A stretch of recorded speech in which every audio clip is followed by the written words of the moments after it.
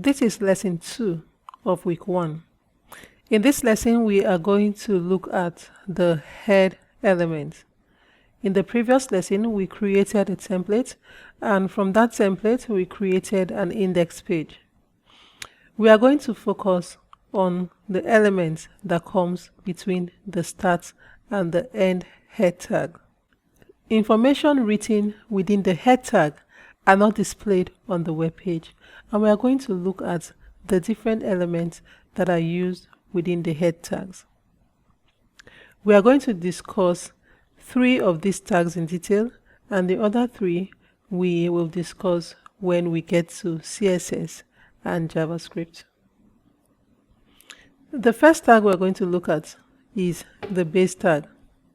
Now, we have something called void elements. Void elements are only written with a start tag. They do not have end tags. They take something called attributes. Now, attributes can be specified in the start tag of any element. These attributes are modifiers of an element. When you add an attribute to an element, you are giving additional information to the element or about the element. Attributes are written in name value pair. So you're going to write the attribute name equal to the attribute value, like this. So what is the base element? We use the base element when we want to provide the base URL of a page, especially when we list relative paths to a page. An example of this is we want to provide a hyperlink to a page, but we do not want to list all of the domain of that page. We want to write the base URL here, and it uses the href attribute. Now, the href attribute is used to provide link to a source. We are going to write the domain that we want this base to be. So for instance, let's say I want to make this direct to facebook.com, and this is the base URL. It also takes an attribute called the target attribute, and what the target attribute does is that it provides where you want the page to be opened. The default is called self, and when you specify self, it means that you want it to be open in the same window. If you don't specify the target attribute, it is going to default to self. If you want it to open in a new browser window, you put the value as blank. There are other values that the target attribute takes, and if you refer to your lecture notes, you will see the list of values for the target attribute and what each value means. So for now, we are going to use blank, which means that we want this to open in a new window. Now, when you have this, let's assume that you want to specify a link on the page, and you want this link to be to the about page of facebook.com. Now, we are going to specify a relative URL, and when we say relative, we mean specifying just the path without the domain. So we'll say a href is equal to, now we'll use /about. Now, why do we use /about? Because we have a base specified. If we do not have this base tag here, we are going to put in the whole domain with the path here, like this. So if we are going to have a lot of links to different parts of the same page, it's better to specify the domain and the base tag, and then you can now specify the relative URL or the path in other links. And so let's say about.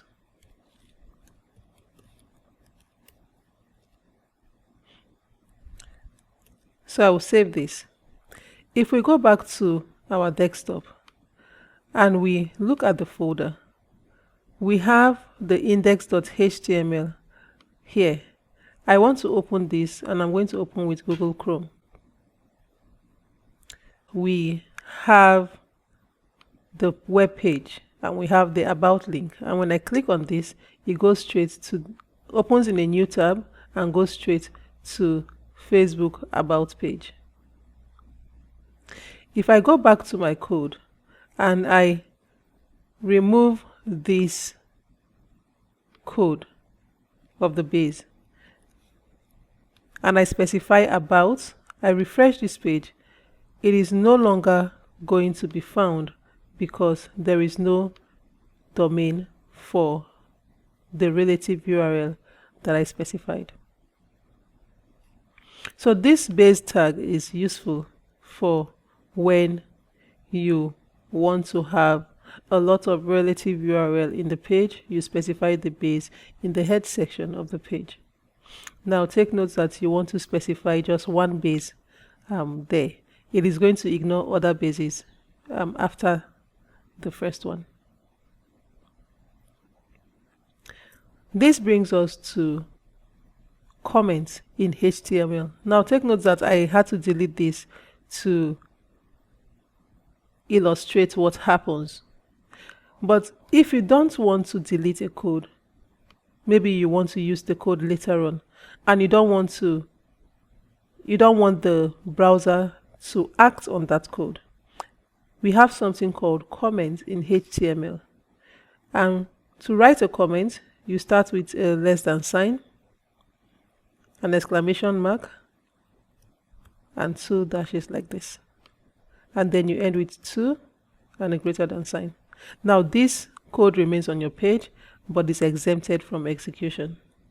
And when I save this, I refresh my page, I still have the same problem because I have removed the base tag. Let's look at the next element that comes between the head tag. We have another element called the script. We start script and we end script. And what the script tag holds is a link to external JavaScript file, or if you have a JavaScript code and you want to write it on the page, it goes between the script tag. But we're going to look at this in week 16. We have something else called the link tag, which is a void element that doesn't have a closing tag. And take note that you can write void elements with just the start tag, or you can self-close, putting a / after the start tag like this. This link element is used to provide a link to other files, like an external style sheet. We are not going to look at this today. We are going to look at this in week 2. But I just want to illustrate that we have a link element. It is specified in the head element of the page, and it links to an external file or an external style sheet. It takes attributes, and we are going to look at the attributes that it takes in next week's lessons. We also have the style tag, which we are going to look at next week, and the style tag also is used to write styles that will be applied to the page. So if you want to write your styles to be applied on this page, you put the style between the start and the end style tag. We'll look in detail at this next week. So let's look at the meta tag. This is also a void tag. You can self-close or you can leave it with the start tag. It adds metadata to the web page. And this metadata specifies things like the character set, the author of the document, the keywords for search engines, the page description, and also the viewport settings for responsiveness. We are going to look at the different uses or the different attributes and values for the meta tag. The first one we want to look at is the character set, and we have an attribute called the char set. The char set takes values, and because we want to use this standard English that covers the majority of the letters and alphabet in different languages. We use UTF-8. So this is the only attribute and value you want to specify in the first meta. We can use another meta, and this time we want to specify the keywords used by search engines. We are going to use the name attribute, and it will take values, and the value is going to be your keyword. So the name now is keyword because we want to specify keywords. And now the value now is going to be written using the content attribute, and then you specify the values here.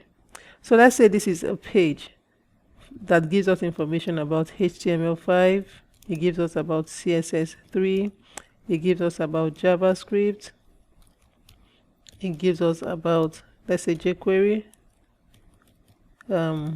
AngularJS. So you specify an exhaustive list of keywords that you want written for search engine optimization. Now we can also specify the name or the description of the page also. So the name here is going to be description, and then the content, which holds the value, is going to be, let's say, dynamic web development. We want to specify the author of the document. So meta name is equal to author, and then the content is equal to, so I'll write my name. So these are 4 different meta tags that take different attributes to specify or do different things. The char set specifies the character set of the document. The keyword specifies keyword for search engine. Description gives the description of the page, the author, the name of the author. And we also have this for the viewport, which is going to help with page responsiveness for mobile display. The name is viewport actually. So meta name is equal to viewport, and the content now is this. So you want to put in the width. We're going to look at this in detail when we get to advanced HTML and we are looking at mobile design. The width is equal to device, and we want the width to be the width of the device, and we want the initial scale is going to be 1.0. So most of these things, apart from the name of the author, the description of the page, and the content, there are things that can actually go in the templates, and then you can always change the content values when it is time for you to build your web page. So we have this meta element giving all of this description. All of the meta tags have no close tag because they avoid elements. All the meta tag does is provide or adds metadata to the page. There is one last tag that goes in the head section, and it's called the title tag. The title tag has a close tag, and we use this to specify the title that is displayed on the browser window. Let's say the title here is HTML5. I will save this. Now if we go back to our web page here, you will see that this browser window now has the title HTML5. If I take that title out, or I change the title to front end, and I refresh the page, we have the title here changed to front end. So this is how you provide additional information to a page, and these are the elements that we are going to use on the head tag. The other tags that goes in the head we are going to discuss when we start style sheets and JavaScript. This is where this lecture ends. We are going to look at the body parts in the next lesson.